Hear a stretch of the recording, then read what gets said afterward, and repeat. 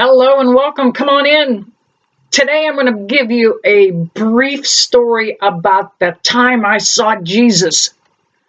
Go get your coffee, grab your tea, come on back, and I will give you some of that detail.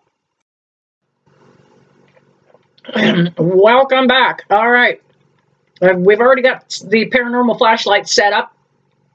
It may come on or off throughout the video, just validating spirit is in the room with me. Oh, I've got a little frog going on. Hang on a second. All right, welcome back. First off, let me fill you in. A lot of you hear me often refer to the flashlight as spirit, and I talk about ghosts as spirit, and I talk about God as spirit, because they all have a connection to God, source, and that spirit, pretty basically. So I'm just kind of clustering everybody in spirit, especially of the light, in one clump. So those are only beings of the light that come in to use that flashlight. I only work with beings of the light, spirit guides, guardian angels, and ascended masters. And that's who Jesus is, an ascended master. So is the Holy Mother Mary, so is Buddha, so is, I believe Muhammad is, Holy Mother Teresa, the nun. They are ascended masters. And that's who Jeebus is. He is the dude, and he takes no offense if we call him Jeebus or Yahshua, 100 of other ways that we pronounce his name. He does not thank you, Spirit on the Light.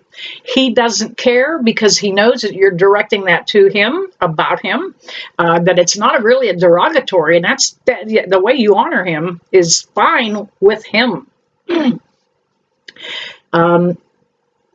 Jesus doesn't really want honored either, really, okay? He didn't want his birthday celebrated. He did not want that honor, because King Herod passed down that proclamation that all the, little boys 2 and under be killed because he was looking for Jesus and wanted to get rid of Jesus, so he just, go kill them all. So Jesus really does not want us to honor him to that extreme, okay? We do need to love him because of what he does. He fixes a lot of things that we don't know about. So Jesus is one of those, when I say spirit, he's one of those characters. Several years ago, some of the work that I do that you guys may not know about is I do end-of-life counseling. If somebody is stage 4 anything, they call me and ask me to come counsel them, because I do talk to the dead. So I kind of give them insight on what to expect, how the transition kind of will go. I let them know that, especially for the elderly. Now, the elderly, dementia people, slow deaths due to disease and illness. Oftentimes, the dying person will see in the last days of their life, up to about 2 weeks before they pass, their loved ones that have already gone on. They come down and visit and help prepare them. And sometimes the dying person can see them because we are connected to the other side. Very highly at that point, okay? Our intuition at that perspective, at end of life there, it changes again. Thanking back your spirit on the light. So they have a kind of a transition team that kind of steps in and helps out. I was called to come do a reading for a lady, and when I first turned out for the reading, I didn't, when I booked it, I did not know that she was stage 4 cancer. And once I got there, I could see because she had an IV pole in the house there, and the family was already gathered. Kind of, her father had just died a couple months ahead of her, so I was able to channel him, and he let me know that he would greet her. They do come down, like I say, for that transition and help out. And it was one of the first times I'd ever learned that I could even heal. I had no idea. This poor lady, I'm doing this reading for her, and I could see she's suffering. She's in physical pain, and I've got to do something to help her. So I hovered my hands over her abdomen, and I said,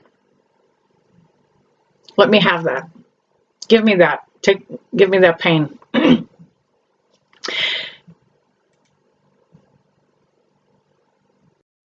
Sorry there, I had a pop-up come on my screen. I couldn't see anything. So I hovered my hands over her abdomen and I took that pain away from her. And I didn't know what I was doing. It was the first time. I just felt compelled to help this lady. And I went home that night and I threw up from her chemo. I could feel her body, the effects that she was going through with my body. Thank you, Spirit.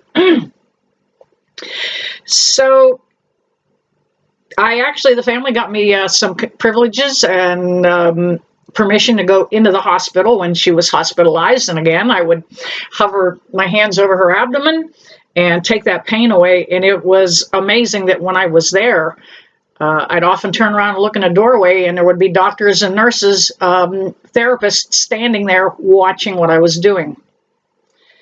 They were amazed at it. Nobody ever said that they didn't believe in it. They could see the physical effects that I was helping this lady, bringing her some comfort. Fast forward a couple weeks, I run into her in Walmart.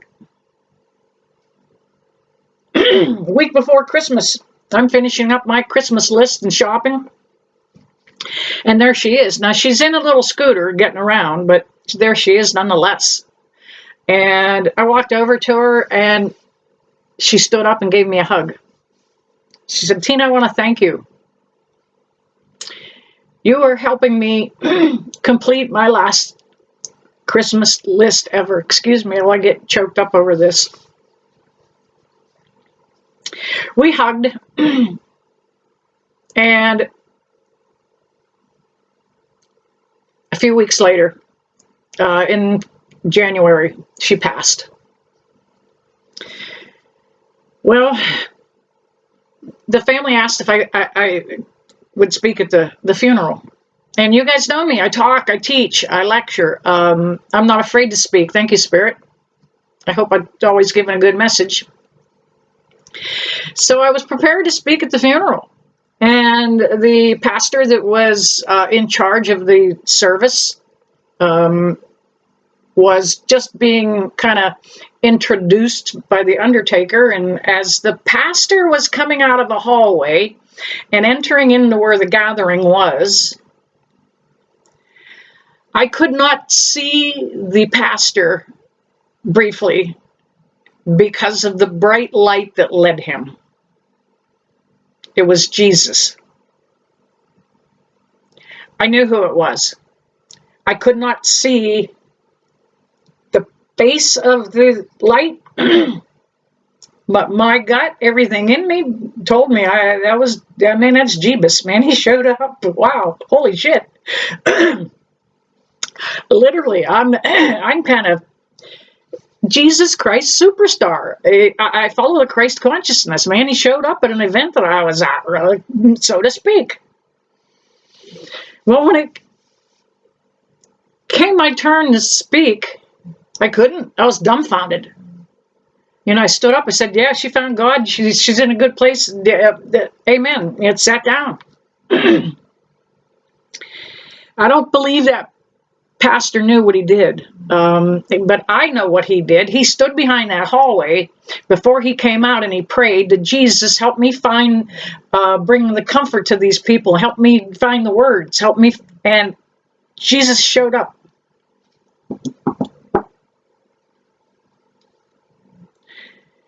Now, he doesn't just show up. for people that have a piece of paper that says that they were ordained, okay? Air quotes here. Let me do it right. He shows up for everybody. Bring up his name. Call him in. Get him into your life. Look for him. He's there. That was such an amazing thing for me. The golden glow that the aura that was around him was so brilliant. I couldn't look directly at him. It kind of even spread and encompassed the pastor as he spoke. But I got to tell you, I'm not the only one that he shows up for. He didn't show up for me. Thank you, Spirit. I saw that little blink. He showed up because somebody called him in. He showed up for the family. He showed up for Miss Vicky. All right. Rambled on a little bit long enough about that. You know, that was the first time I saw Jesus. So in one other time again. But I just kind of had to relate that message. Going to do a few more these kind of blogs, video vlogs of some of my experiences that I've had dealing with the death and the dying, kind of help you through your own personal grief. But I want you guys to all know you can't get through it without him.